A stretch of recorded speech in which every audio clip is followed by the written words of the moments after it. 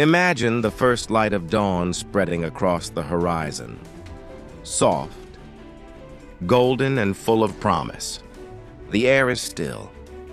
The world is quiet except for the faint rustle of wheat brushing against the morning breeze. At the edge of a small house stands an old man gazing down a long, dusty road that stretches endlessly into the distance. His eyes, tired yet tender, hold the weight of years spent waiting for a son who walked away long ago. Every sunrise carries the same silent prayer. Maybe today. This father has watched many seasons come and go. He has seen the leaves fall, the rains pass, and the harvest return. But his son has not. And though others might have given up hope, he cannot. Love doesn't give up. Love always waits. Jesus once told this story, not just to describe a man, but to reveal the heart of God himself. A father with two sons, one who stayed and one who left. The younger son was restless. His heart burned with dreams of adventure and independence. He longed for freedom, not realizing that true freedom is found only in love and obedience. One morning, he approached his father and said words no parent should hear. "Father, give me my share of the inheritance." In that culture, it was as if he said, "I wish you were dead." Yet the father didn't argue. He didn't shout.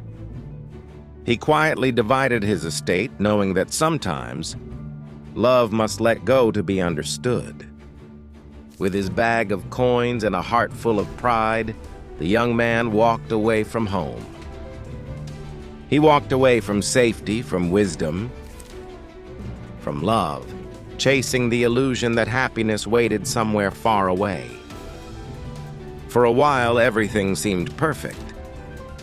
He lived wildly, spending money like water, laughing loudly, surrounded by new friends. The nights were filled with music, the days with wine. He thought he was living life to the fullest. But sin always hides the price tag. And when the famine came, the music stopped. His money was gone. His friends disappeared. Hunger became his closest companion. In desperation, he found work feeding pigs, a task so degrading that even the pigs seemed richer than he was. Covered in mud, trembling with hunger, he looked at the slop he fed them and thought, "If only I could eat this." And then, in the quiet of that, filth, something awakened inside him. Memory, the sound of his father's laughter, the smell of bread baking, the warmth of home. And in that moment, he came to himself. He whispered, "How many of my father's servants have food to spare? And here I am starving to death. I will arise and go to my father." That sentence, "I will arise and go," changed everything. It was repentance in its purest form. He rehearsed what he would say. "Father, I have sinned against heaven and against you. I am no longer worthy to be called your son." He expected rejection, punishment, maybe indifference. What he didn't expect was grace. Back home, the father was standing once again at the edge of his land, eyes fixed on the same road. The servants had long stopped believing the son would return, but not the father. And one day, through the shimmering heat, he saw a figure, small, bent, limping, a familiar shape moving slowly toward home. The father's heart leapt. Without hesitation, he ran. In that culture, noble men never ran. It was seen as undignified, but love has never cared for rules of pride. His robe gathered dust, his sandals slapped against the dirt as he sprinted across the field, his eyes full of tears. When he reached his son, he didn't see the rags or the filth. He saw only his child. The boy fell to his knees, trembling.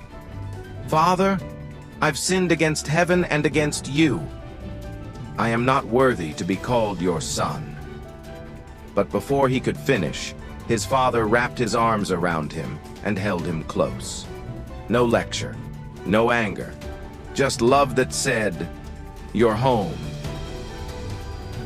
"Bring the best robe," the father called to his servants, "and put it on him. Put a ring on his finger and sandals on his feet. Kill the fattened calf. Let us feast and celebrate. For this my son was dead and is alive again. He was lost and is found." That night, the house that had been silent for years was alive again. Music filled the air. Laughter echoed through the rooms. The smell of roasted meat and fresh bread drifted out into the night. Joy returned, because love had triumphed over rebellion.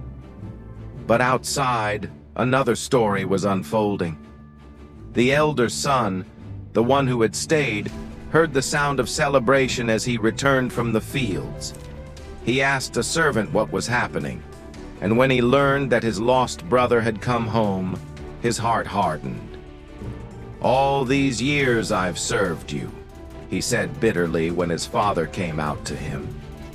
"I've obeyed every command, yet you never gave me even a young goat to celebrate with my friends. But when this son of yours, who wasted your money, comes home, you throw a feast for him." The father's eyes softened again. "My son," he said gently, "you are always with me and everything I have is yours. But we had to celebrate and be glad. Your brother was dead and is alive again. He was lost and is found." That night, two kinds of lostness stood side by side, one born from rebellion, the other from resentment. The younger son had run away in body.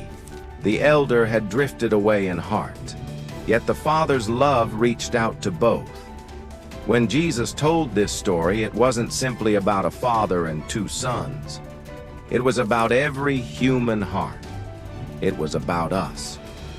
It was about the Father in heaven, who watches the road for every lost soul, who runs to meet us when we turn back, who restores what we thought was gone forever.